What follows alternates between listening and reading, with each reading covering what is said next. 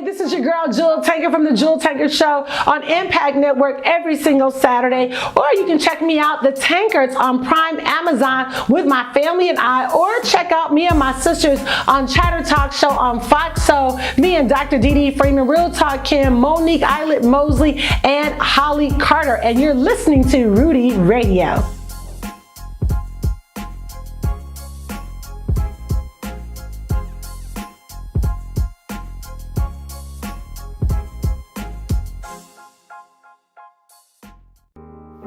The views and opinions expressed during this program are entirely those of the show's hosts and do not necessarily reflect those of Rude Rangers Entertainment, its investors, management, advertisers, or staff.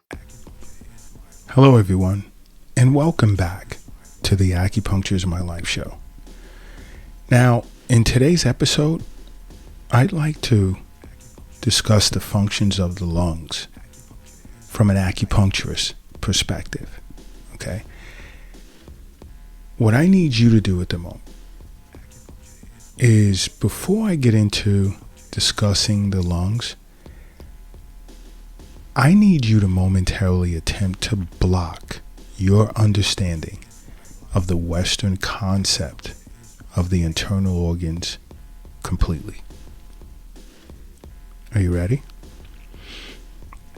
Now, you see, the lungs to an acupuncturist functions different from the way in which a physician would see it. Now, you see, to an acupuncturist, the lungs govern both chi and respiration. And it also controls the channels and the blood vessels, as well as being responsible for, let's say, the diffusing and descending of chi.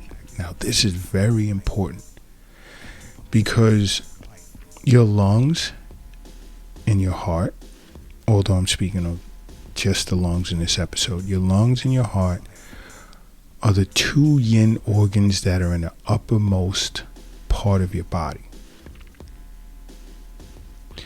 So you see, with the lungs being in the uppermost part, as a yin organ, its chi must go down, whereas yin organs that are in the lowermost part of the body, their chi tends to go up.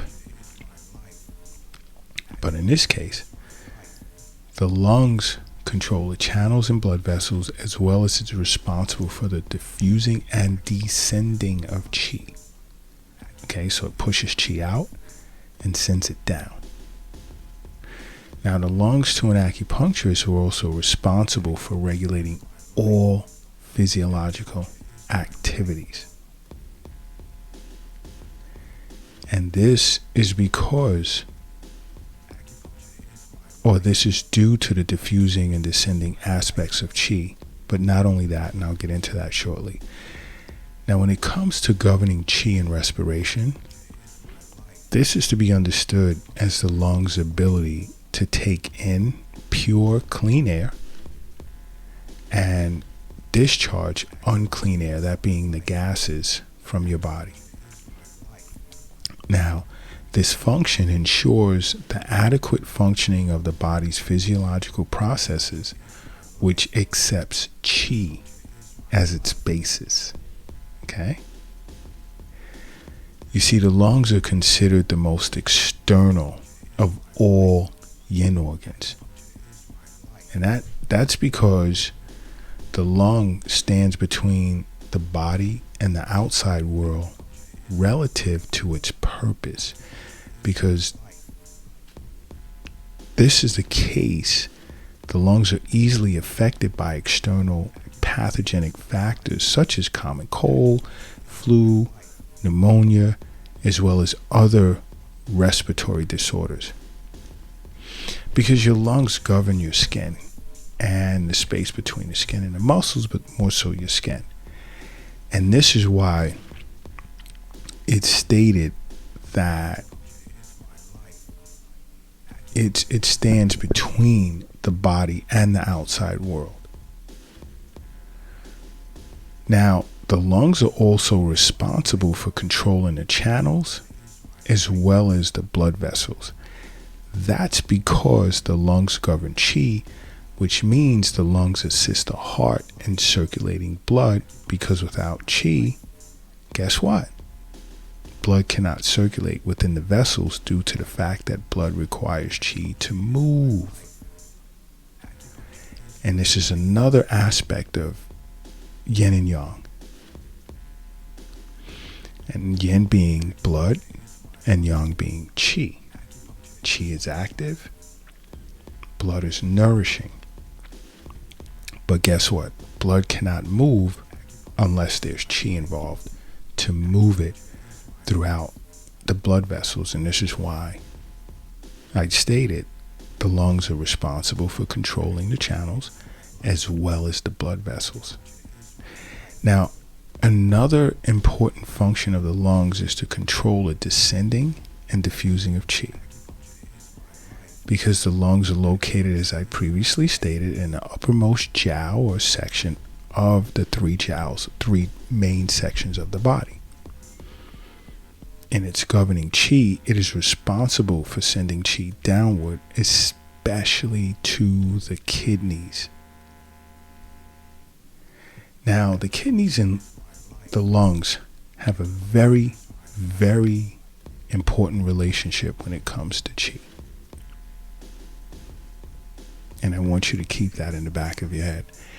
And the reason is I'm covering the functions of both yin and yang organs is because in the next few weeks, when I begin to discuss different types of disorders or diseases that many individuals are susceptible to, I'm going to bring up certain yin or yang organ patterns, and you'll be able to reflect on these early episodes. So when I say things like lung chi deficiency, relative to someone with asthma, you would know it has to do with wheezing and shortness of breath, and so forth and so on. So try and put what I'm stating to you or discussing with regard to the functions of the various yin organs and yang organs. Try and find a place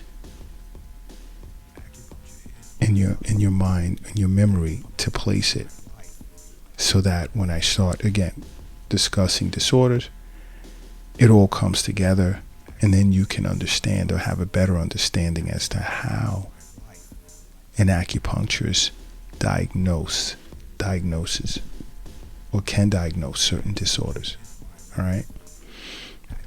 Now, if the lungs fail to send chi downward, an individual, let's say, can experience incessant cough, shortness of breath, chest depression. So this is an example of what I'm saying, as to why I'm speaking of the functions of these organs, why it's different from the Western concept of the internal organs, so that you can better understand acupuncture. And when you begin to see an acupuncturist, or if you're already seeing one, you'll understand when they say to you, you're suffering from spleen chi deficiency with liver chi stagnation, so forth and so on. I'm just throwing that out there. Now, back to the lungs. Now, when it comes to the diffusing of chi, the lungs are responsible for diffusing chi all over the body via the space between the skin and muscles. Now remember, that's when I stated earlier why the lungs are more susceptible to external pathogenic factors, because it's the organ that's closest to the outside world. Now, this diffusion is how the skin and muscles are kept warm and how the body is protected from exterior pathogenic factors. Now, as an acupuncturist, when I say the lungs regulate all physiological activities, I mean when you consider chi as energy, and energy being required for all physiological activities to take place, and you include that with the understanding, as stated earlier, that the lungs govern chi, would therefore support why an acupuncturist would view the lungs as being able to regulate all physiological activity. Now here's something that should be of interest to you. Let's say I'll use an example of mine as an acupuncturist. Whenever a patient is suffering from some type of lung disorder, as part of evaluating a patient, an acupuncturist would also assess the state of a patient's body hair. Now this is key because the lungs manifest itself on a person's body hair. This is because the diffusing function of the lung relative to diffusing chi to the skin, this chi is responsible for moistening as well as nourishing body hair.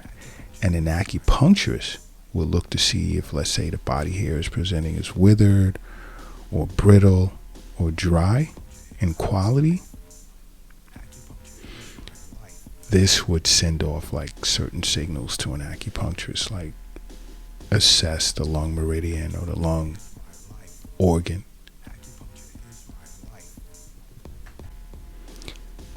But as I stated, the main function of the lung is that of governing chi. And when this chi is deficient, a myriad of issues can happen, from coughing to breathing to chest discomfort to fatigue. And this is considered to be a deficiency pattern of the lungs. And now I want to get into different types of patterns that the lung can face and give you some of the symptoms that you can experience so that you'd have a better understanding of, if you're going through some of these symptoms, what type of pattern you may be facing, and you can sit with your acupuncturist and discuss it as well. And remember when I said the lungs are also responsible for diffusing and descending chi? Now this is in relation to also body fluids and defensive chi,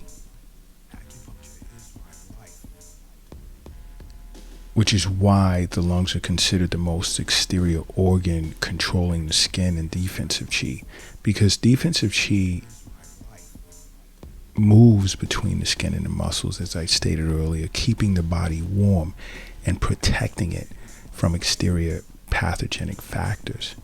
And with this being the case,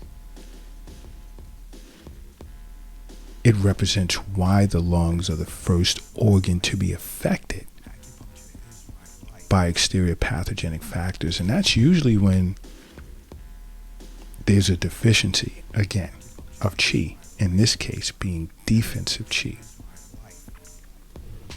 All right? And there are various types of exterior pathogenic factors that can affect the lungs as an organ. And those types of factors can be, let's say, wind, heat, fire, cold, dampness, and dryness. Take a second and think about that. There are certain days when it's windy out. Sometimes how can that affect breathing, energy? There are days when it's really hot. And then when it's super hot, that's when, fire as a pathogen can affect you. Then when it's cold. In certain cases, how does asthmatics respond to extremely cold weather? Also when it's damp out and really sticky, how does that affect your breathing? And even when it's really dry, it can be dry both inside and outside, just like it can be cold both inside and outside. Then you'll experience, let's say, a dry cough, things of that nature. So these can all be considered exterior pathogenic factors because it's exterior to the body.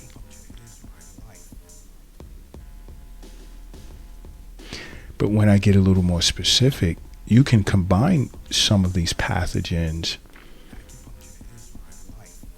most notably, let's say cold and heat, to form like wind cold, when it's windy outside but it's cold at the same time and you just want to get inside or cover up, really protect yourself, or even wind heat.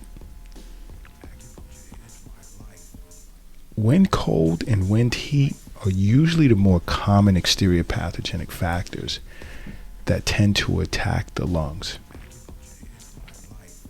And let's discuss dryness. Dryness can affect the lungs. It can injure the lungs too. Because the lungs need a certain amount of moisture in order to function properly. So let's say when you're outside and you're faced with excessively dry weather, the lungs can become dry. Again, resulting in symptoms such as, like, let's say, dry cough, dry throat, and even dry skin. You remember when I said the lungs can warm the skin, leads to moisture, and pay attention to body hair? So when there's dryness, it affects the lungs, which in turn affects your skin. Now, dampness as an exterior pathogenic factor tends to attack your lungs directly,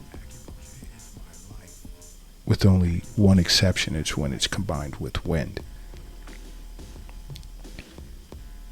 Because then it impairs the lungs' diffusing and descending functions.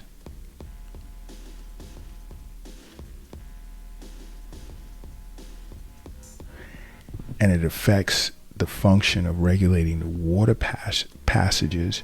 And this is when you'll see like a person who presents with like a puffy face. It just seems like, I mean, that's considered facial edema. But now this is how dampness, this is an example of dampness affecting or attacking the lungs.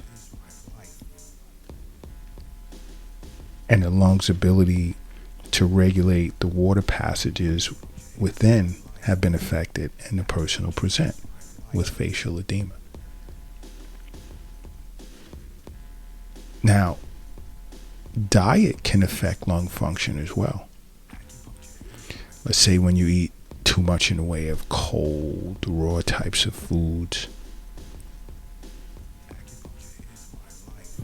Cold and raw foods can generate internal dampness as well as phlegm.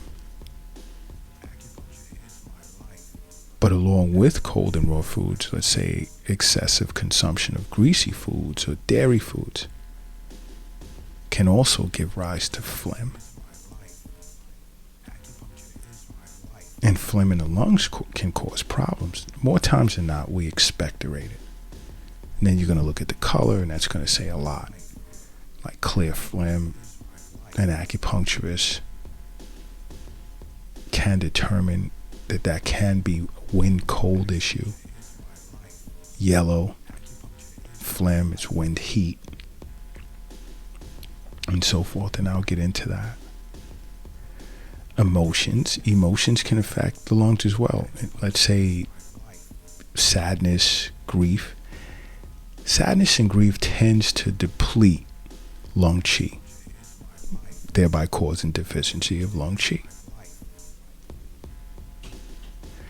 And deficient qi in the chest would then fail to circulate properly, and qi stagnation in the chest would result. And that's when you feel like this distension in your chest,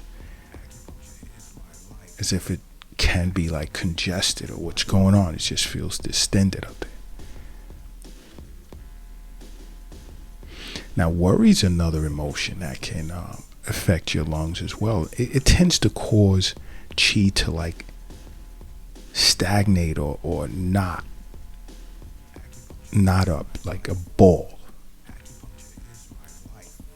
And that'll present, let's say, Again, and feeling like tightness in the chest, and it'll also accompany, what would also accompany that is like symptoms of breathlessness or sighing.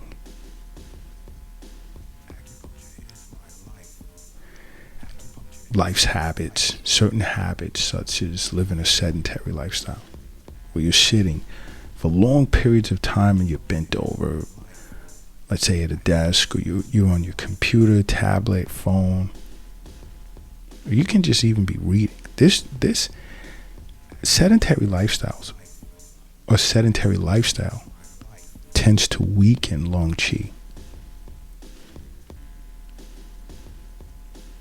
because the chest is basically impeded and proper breathing becomes impaired,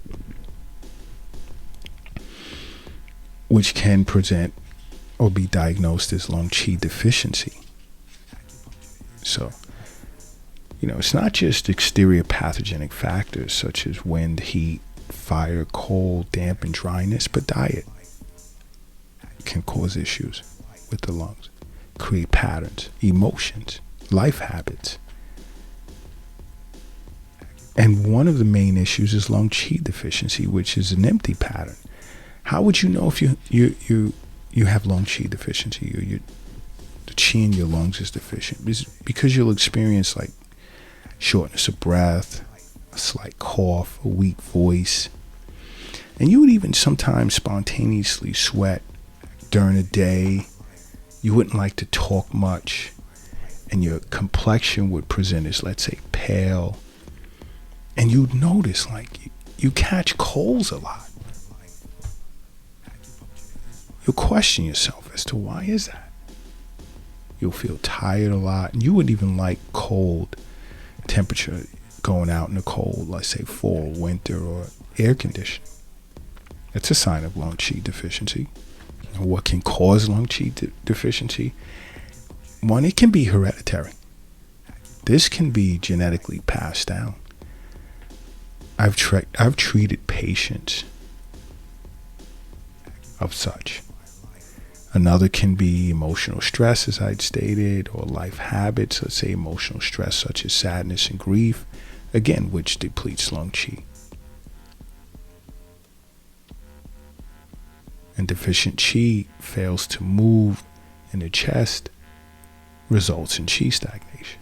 Life habits can cause it, as I'd stated, sedentary lifestyle.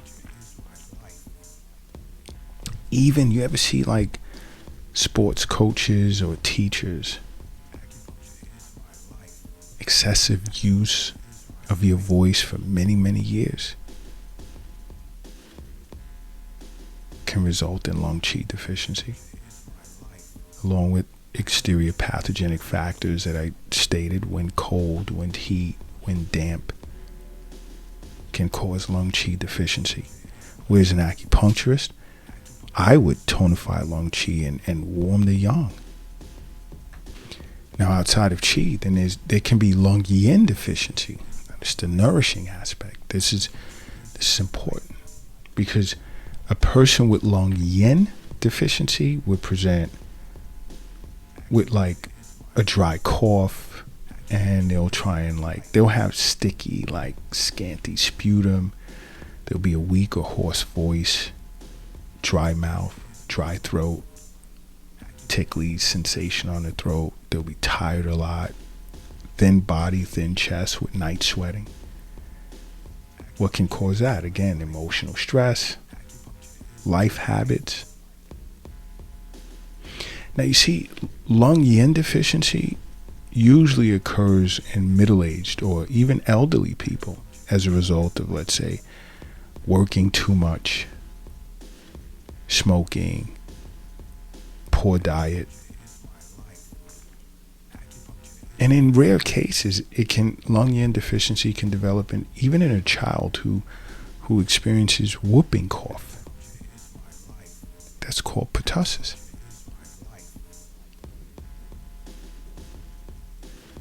How would an acupuncturist treat that? Generally, they would look to tonify lung yin, nourish body fluids, and if they have to, they would clear empty heat. Now let's look at lung dryness. Remember I spoke of that earlier, where there will be dry cough, dry skin, dry throat, dry mouth, thirst, hoarse voice. Why? Because of exterior dryness. When you're exposed to dryness for long periods of time, and even hot weather in dry environments, this can affect the lungs. Irregular diet can too. Like if you eat at the worst times in which you should be eating, like right before bed, late at night. And then you also worry about something. Let's say you're worrying about your job while you're eating. This can also induce lung dryness. How would an acupuncturist, or how can they look at it? They would moisten your lungs, nourish your fluids. See, these are examples of deficiency patterns. But a person can experience full patterns, let's say such as invasion of the lungs by wind cold, where there would be aversion to cold, cough with an itchy throat, slight breathlessness, blocked or runny nose with clear watery discharge, sneezing, and then you would experience a headache like in the back of your head, like around your occipital region, along with body aches. What can cause this? Exposure to wind, exposure to cold, and there are artificial sources of wind cold, so it's not like you're outside in the winter, frigid temperatures. Air conditioning can cause this. Being in refrigerated storerooms can cause this. And this is considered a full pattern. An acupuncturist would release the exterior, like expel cold, stimulate the descending and diffusing function of lung qi, because then it's been affected as a result of an exterior pathogenic factor. And that's wind cold. Now, what happens when the lungs are affected by wind heat? There would still be wind cold, but then there'll be a fever with cough, sore throat, runny nose with like a yellowish discharge. Remember I stated earlier, yellow mucus is a sign of heat. There'll be sneezing, headache, body aches, sweating, thirst, swollen tonsils. And this is due to exposure to wind as well as heat. Now you'll still have an aversion to cold even though you've been exposed to wind heat. But this is because the pathogenic factor, that being wind heat, obstructed the circulation of your defensive qi. And now you can no longer warm the muscles because the qi is not circulating throughout the body between the skin and muscles. And then also with wind heat, because heat is an exterior pathogenic factor, dries up your body fluids. This results in thirst and sore throat. So an acupuncturist would look to release the exterior, this external pathogenic factor, clear up heat, and reinvigorate the descending and diffusing of lung qi. All right? These things are important. You can also experience in full pattern interior, that's lung heat, damp phlegm in the lungs. But I want you guys to just be patient and understand why I'm going over each internal yin organ as well as each internal yang organ and its functions. Again, so when I begin to discuss COPD, emphysema, diabetes, high blood pressure, so forth and so on, things will begin to connect.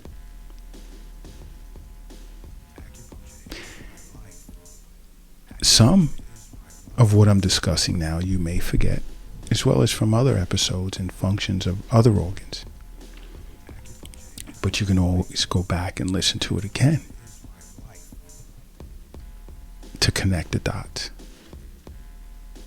Because acupuncture is amazing And there's certain symptomology or symptom patterns that I'll explain to you as I continue to go along, that when you experience certain issues, you would know what's going on and you would understand why it's best to go see your acupuncturist, to sit with your acupuncturist, even contact acupuncturists in my life, whatever's convenient for you. Because making acupuncture a part of your life is extremely important. But I still have more organs and its functions to go over. More to teach you about the basics, not just its functions, but patterns that can affect it, that can identify or attach to certain diseases or disorders that you experience.